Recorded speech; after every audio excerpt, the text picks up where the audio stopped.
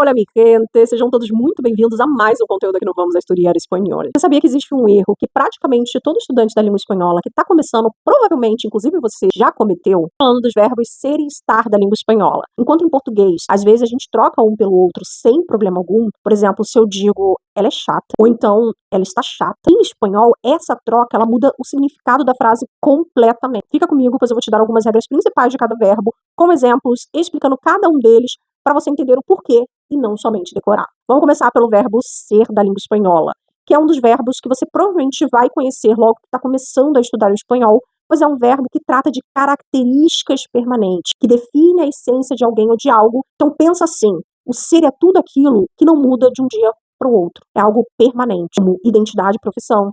Eu sou professora, ou seja, a profissão faz parte da identidade da pessoa. Assim como acontece com a nacionalidade e a origem da pessoa. Ella es de Colômbia, por exemplo.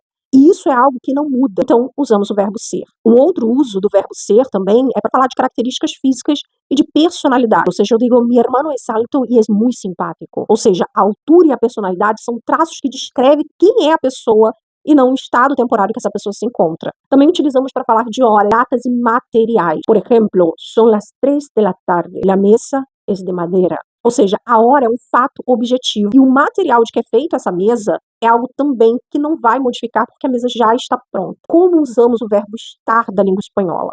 O verbo estar se usa para estados temporários. Pega bem essa questão. Localização, situações que podem mudar. El libro está sobre la mesa. Essa frase tão clássica e icônica do inglês, né? Ou seja, o livro, ele se encontra agora em cima da minha mesa. Esse caderno também se encontra agora. Mas se eu tirar ele daqui, ele já não vai mais estar sobre a mesa. Podem mudar de lugar e podem estar em outro. É o verbo estar que a gente utiliza, mesmo que seja um lugar fixo. Uma outra forma de usar o verbo estar é para falar de estados emocionais e físicos temporários. Hoje estou agotada, estou cansada, e isso é passageiro. Pois amanhã eu posso estar, hoje estou muito alegre, muito contenta. Então, são situações nas quais o meu estado físico e emocional é temporário, então eu utilizo o verbo estar. Também utilizamos para falar de ações em progresso, gerúndio, ou seja, estou estudando espanhol ahora mismo. Então, toda vez que eu tiver um verbo terminado em ando ou endo em espanhol, o auxiliar é sempre estar. Também utilizamos para resultados de mudança. La puerta está abierta. Em meu caso, mi puerta está cerrada. Ou seja, eu fechei,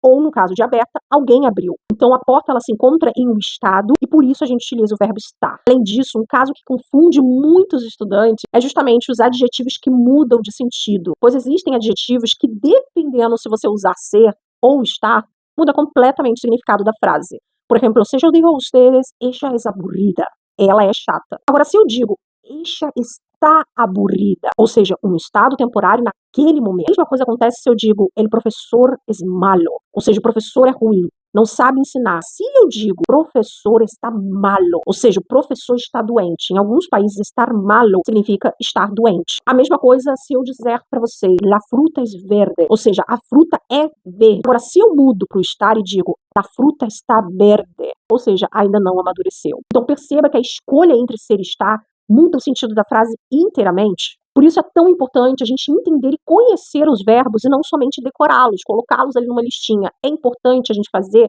É, mas mais importante do que isso é a gente praticar. Então, se você quer saber rapidinho qual verbo usar, pergunte a si mesmo, isso é uma característica que define quem é essa pessoa ou é uma coisa que define o estado em que essa pessoa se encontra e que pode mudar? Se for definição, essência, algo permanente, o ser. Agora, se for algo de estado temporário, de localização e de situação que vai passar, a gente utiliza o verbo estar. Então, como eu falei de prática, vamos fazer uma prática agora nesse vídeo e você vai completar para mim aqui nos comentários dizendo se é ser ou estar e coloca aqui a numeração. Nosotros de Brasil, la ventana cerrada. 3. Ellos muy simpáticos. 4. Yo comiendo ahora. Agora pausa esse vídeo, coloca aqui nos comentários a sua resposta que eu vou responder. Não vou nem deixar aqui na descrição para você não dar aquela colinha. Na verdade, eu vou deixar esse material de resposta lá no nosso site, vamosestudiarespanhol.com.br, e lá vocês conferem. Não vou deixar aqui na descrição para você não sentir aquela vontadezinha de ver a resposta.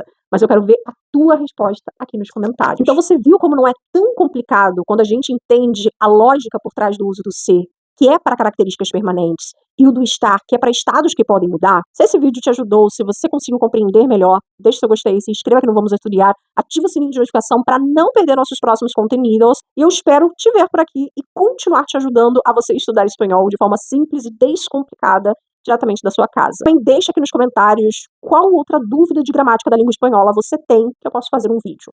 Hasta próximo. Tchau.